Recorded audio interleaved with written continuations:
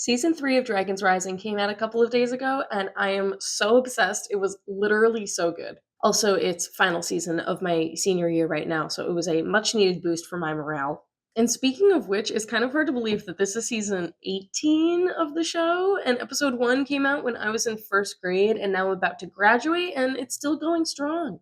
I think fandom opinions on Dragons Rising are generally pretty positive, maybe a little bit mixed, but I also think a lot of the people who criticize it really harshly are the same kind of people who say that they miss the old Minecraft textures and are just blinded by their own nostalgia.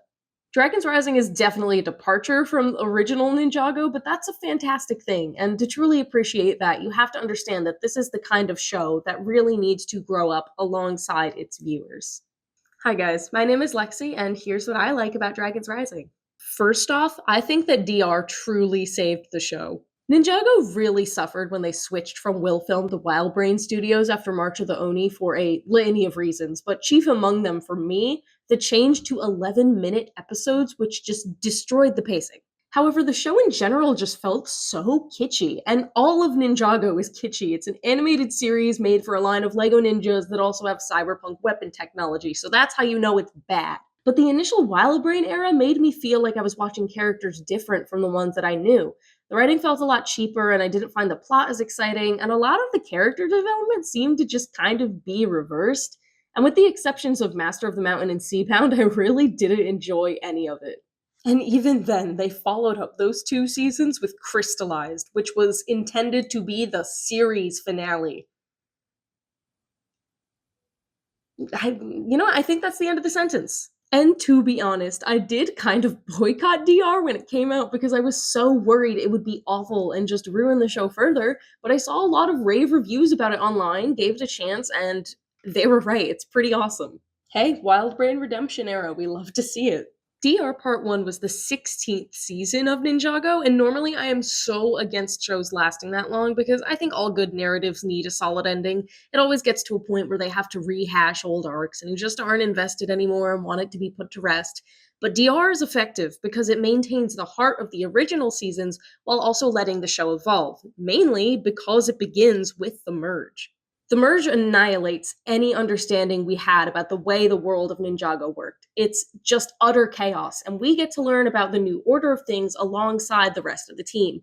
Even though it follows the same people we know, they're basically starting from square one, which makes the plot that follows feel fresh and new. The merge also creates so many brand new plot lines, like all of the people who are lost in the merge, like Aaron's parents, or Jay, who we later find out has amnesia and turned evil. Wouldn't be the first time that happened to a main character, huh? And also Sensei Wu, who is apparently maybe not dead, started all of this, which, let's be honest, that's kind of on brand for him.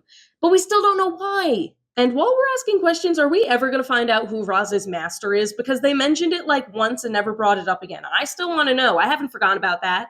I also think that the new characters are just fantastic. They're unique and intriguing, but also merge, pardon the pun, so well with the original cast. In particular, I've really loved Sora and Aaron's dynamic and their friendship and how they slowly swap roles over the episodes.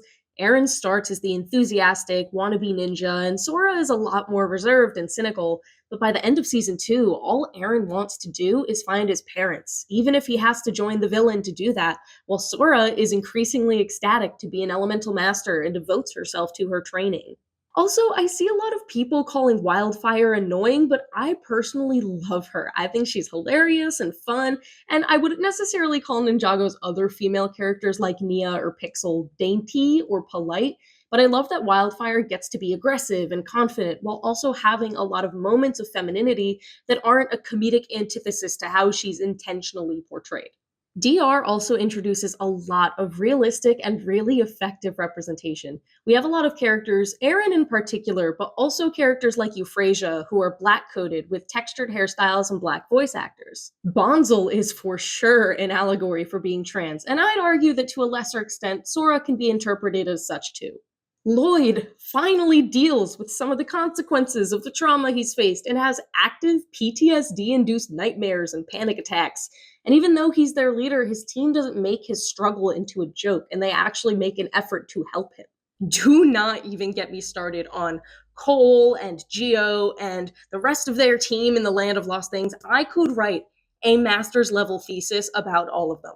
Now, like any other TV show I watch, there are some things about DR that I'd either change or would like to improve upon, but honestly, I think overall that it's an incredible expansion to the show that really takes advantage of its true potential, and to be honest, it kind of evokes a lot of the same emotions in me that the classic seasons of Ninjago did when I was a kid. And yeah, things are different now from how they were in 2011, but growth and change is a good thing. You just have to embrace it.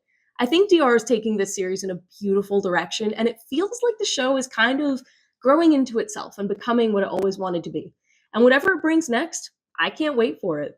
Feel free to drop a comment below and tell me what your favorite thing about Dragons Rising is, as we all wait for the release of the second part of season 3. I think it's supposed to come out around July. But yeah, thank you all for watching, and I will see you next time.